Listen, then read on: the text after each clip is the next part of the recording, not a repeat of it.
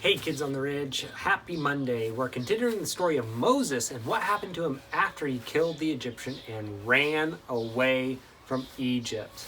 Wow, can you imagine what it must have been like running away from everything he had ever known and the house he grew up in? What was going to happen? Well, you know what's really cool? God had a big plan for Moses and he wasn't going to abandon him. So we're going to jump into that story and see what happened to Moses.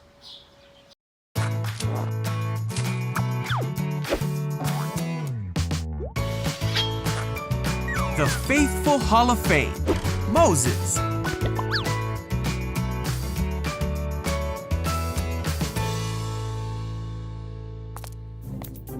This is Moses. Heyo.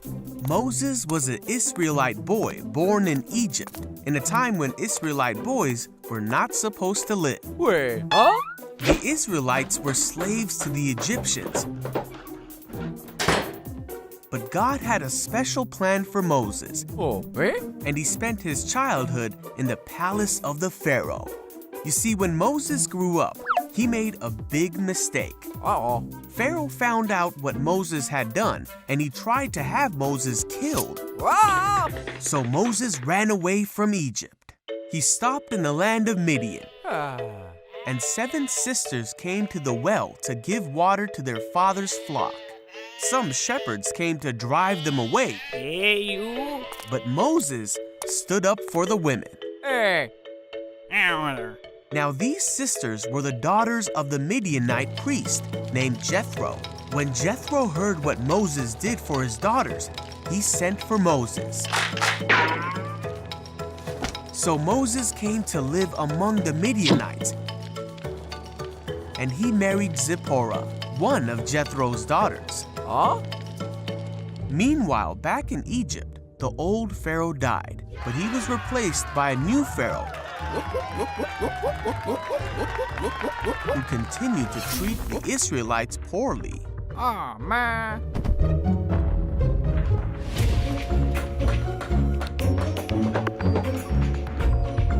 The Israelites cried out to God because of the terrible things that the Pharaoh made them do.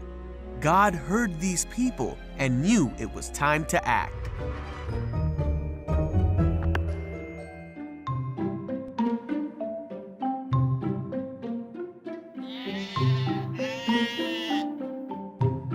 One day, Moses was tending Jethro's flock when an angel of the Lord appeared to Moses through a burning bush that would not burn up. Whoa. Moses stopped to look at the bush, and he heard the voice of God say, "Moses, Moses." Hello? God then told Moses how sad he was because of the suffering of his people. He told Moses that he wanted to do something about it, and he wanted Moses to be the one to do it. Oh, man. But Moses did not think he was the right person to go. God said, "I will be with you." Morning. But Moses said that he wouldn't know the right thing to say to the people.